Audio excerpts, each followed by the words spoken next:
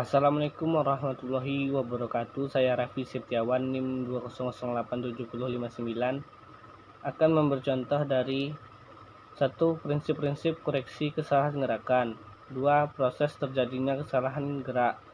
Yang ketiga, konseptual, kesimpulan, diagnosa, koreksi, dan terapi.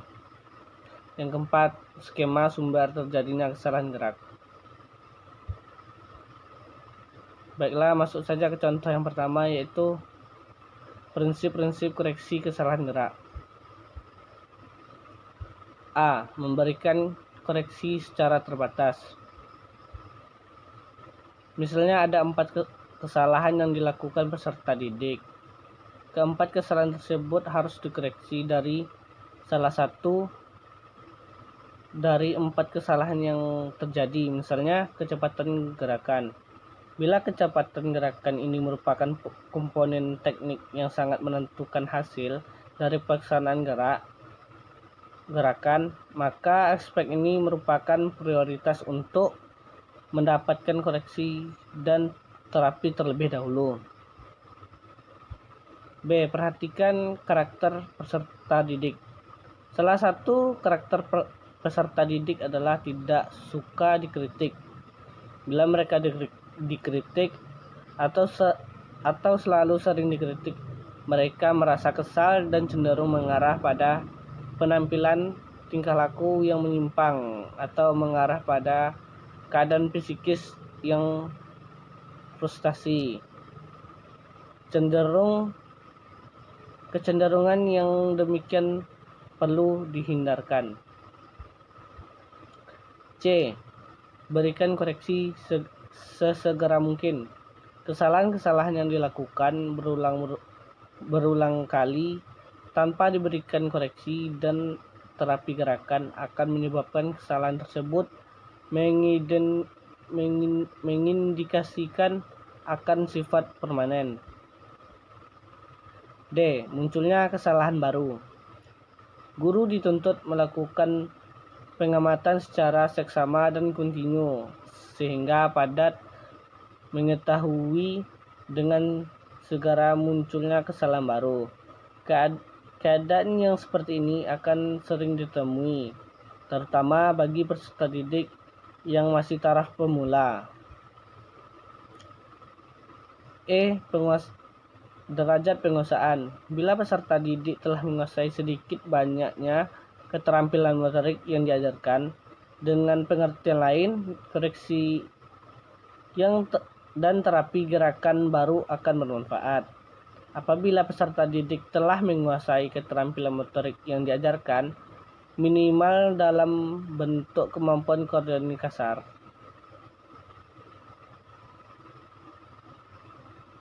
Minimal dalam bentuk kemampuan koordinasi kasar. 2. Proses terjadinya kesalahan gerak. Pertama, yaitu kemampuan kondisi. Yang pertama, kekuatan, kecepatan, kelentukan, dan daya tahan.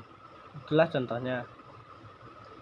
Yang kedua, kemampuan koordinasi, meliputi struktur dasar gerakan, irama gerakan, luas gerakan, kelancaran gerakan, ketepatan gerakan, kekonstanan gerakan, dan kekuatan gerakan. Yang ketiga, motivasi. Rendahnya motivasi dapat diakibatkan antara lain kelelahan fisik dan psikis. B. Tuntutan yang terlalu tinggi. C. Tuntutan yang terlalu rendah. D. Kondisi peralatan dan lingkungan yang tidak mendukung. E. Kurang jelasnya tujuan yang ingin dicapai. F. Kondisi proses belajar yang membosankan. G. Tidak tepatnya metode mengajar yang digunakan oleh guru. Yang keempat, persyaratan luar.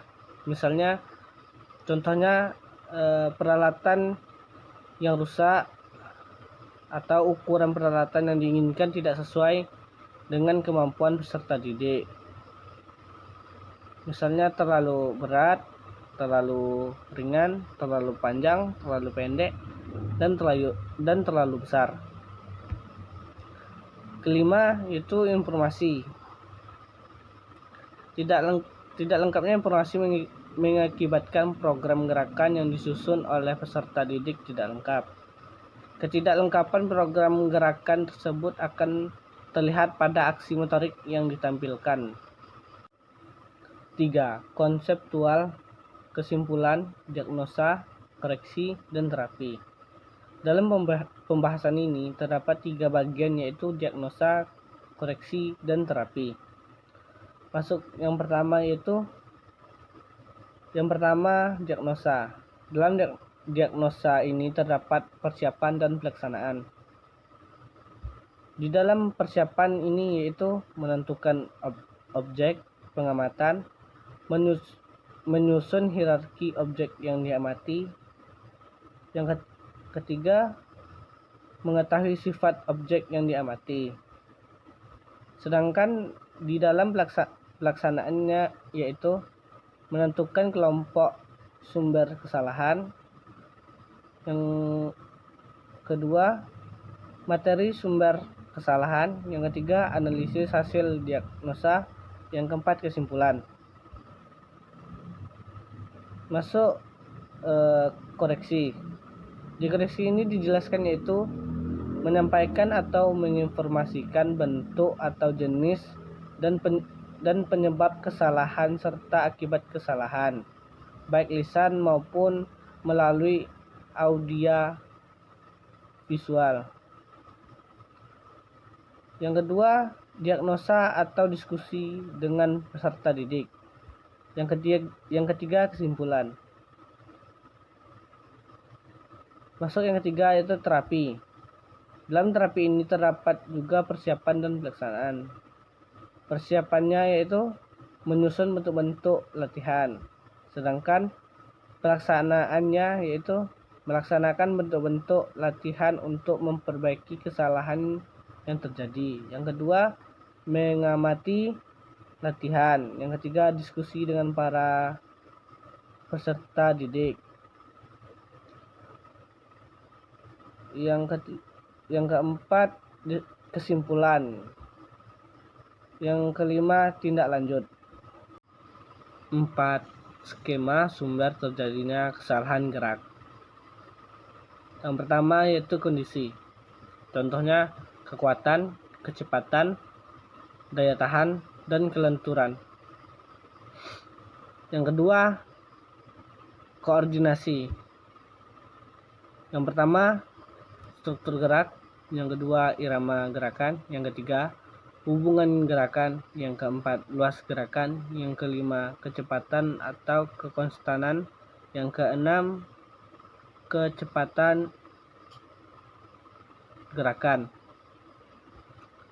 Yang ketiga yaitu motivasi. Rendahnya atau menurunnya motivasi. Yang keempat, persyaratan luar seperti fasilitas yang digunakan untuk 4. Persyaratan luar. Contohnya fasilitas yang digunakan tidak mendukung. Kelima, informasi. Yang satu, tidak lengkap. Yang kedua, terlalu luas atau banyak. Yang ketiga, tidak jelas. Yang keempat, sulit untuk dimengerti. Kelima, salah. Baiklah, hanya itu yang saya dapat sampaikan. Apabila ada kesalahan pemberian contoh, saya mohon maaf. Saya akhiri. Assalamualaikum warahmatullahi wabarakatuh.